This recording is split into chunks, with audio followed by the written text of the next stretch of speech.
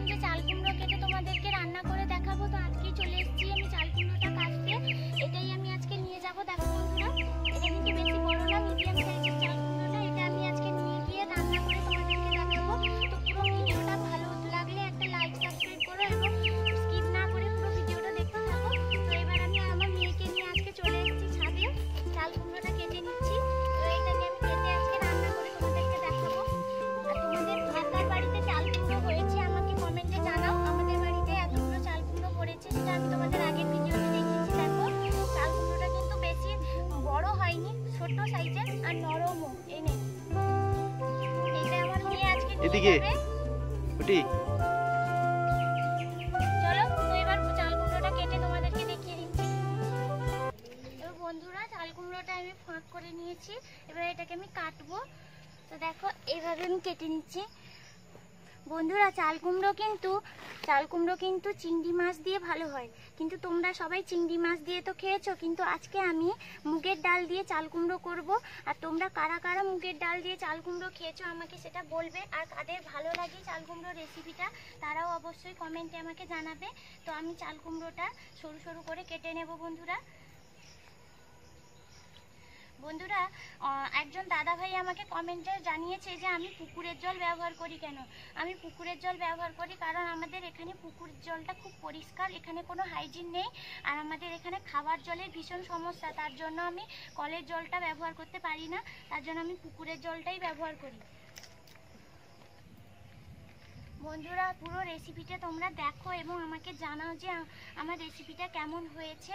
আর ভালো লাগলে অবশ্যই আমাকে কমেন্টে জানিও এবং বাড়িতে অবশ্যই তোমরা ট্রাই করো এই রেসিপিটা। দেখো ভালো লাগবে কিন্তু এই রেসিপিটা।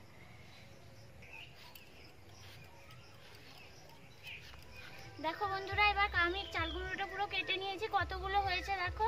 এটাকে আমি রান্না করবো। এবার আমি চাল কুমড়োটা ধুয়ে নিচ্ছি। তার আগে সবাইকে জানাই আজকে 15ই আগস্টের জন্য শুভ স্বাধীনতা দিবস। তোমরা সবাই কেমন আছো বলো, আর আমার এই রেসিপিটা কেমন হয়েছে তোমরা অবশ্যই কমেন্টে জানিও। এবার আমি চাল কুমড়োটাকে ধুয়ে নিচ্ছি।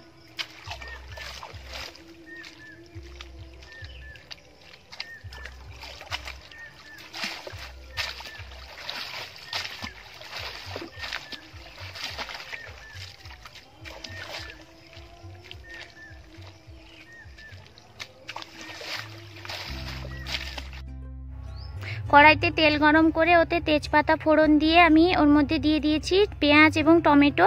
এটাকে ভালো করে আমি একটু নাড়িয়ে নেব, পেঁয়াজের যাতে কাঁচা গন্ধটা চলে যায়। এবার এর মধ্যে আমি পরপরে আদা রসুন বাটা দিয়ে দিয়েছি। বন্ধুরা, আদা রসুন বাটা দিয়ে ভালো করে কষিয়ে নেব যতক্ষণ না আদা রসুনের কাঁচা গন্ধটা চলে যায়। ভালোভাবে কষিয়ে নেওয়ার পরে আমি এর মধ্যে বন্ধুরা আমি আগে থেকে ডাল আর মুগের ডাল আর চাল কুমড়োটা সেদ্ধ করে রেখেছি, সেটা দেখানো হয়নি, সেটা অনেকটা ভিডিওতে টাইম লাগবে বলে দেখাতে পারিনি। এবার পরিমাণ মতো নুন আর হলুদ দিয়ে আমি ভালোভাবে মশলাটাকে কষিয়ে নিচ্ছি। এবং দেখো এইভাবে কত সুন্দর দেখতে লাগছে। তোমরা কে কিভাবে রান্না করো আমাকে কমেন্টে জানাও। এবার দেখো আগে থেকে সেদ্ধ করে রাখা মুগের ডাল আর চাল কুমড়োটা আমি এর মধ্যে দিয়ে দিয়েছি। মশলা কষানো হয়ে গেছে। এরপর এর মধ্যে দিয়ে দিয়েছি, দিয়ে এটাকে একটু নাড়িয়ে চাড়িয়ে নেব এবং অল্প পরিমাণে একটু জল দেব, দিয়ে নাড়াবো। দেখো এইভাবে নাড়াচ্ছি। বন্ধুরা এইভাবে একবার বানিয়ে দেখো কেমন হয় আর আমাকে কমেন্টে জানিও। চাল কুমড়ো দিয়ে চিংড়ি মাছ তো তোমরা অনেকেই খেয়েছো, কিন্তু এভাবে একবার খেয়ে দেখো, অবশ্যই তোমাদের জিভে জল আসবে এবং বারবার বানিয়ে খেতে ইচ্ছে করবে। এবার তরকারিটা আমার পুরো রেডি হয়ে গেছে। এবার এটাকে আমি ঢেলে নিচ্ছি। দেখো কত সুন্দর দেখতে লাগছে, মুগের ডাল এবং চাল কুমড়োর একটা কম্বিনেশন কত সুন্দর লাগছে। ওপর থেকে আমি জিরে গুঁড়ো ছড়িয়ে নামিয়ে নিলাম। তো রেডি মুগের ডাল দিয়ে চাল কুমড়ো।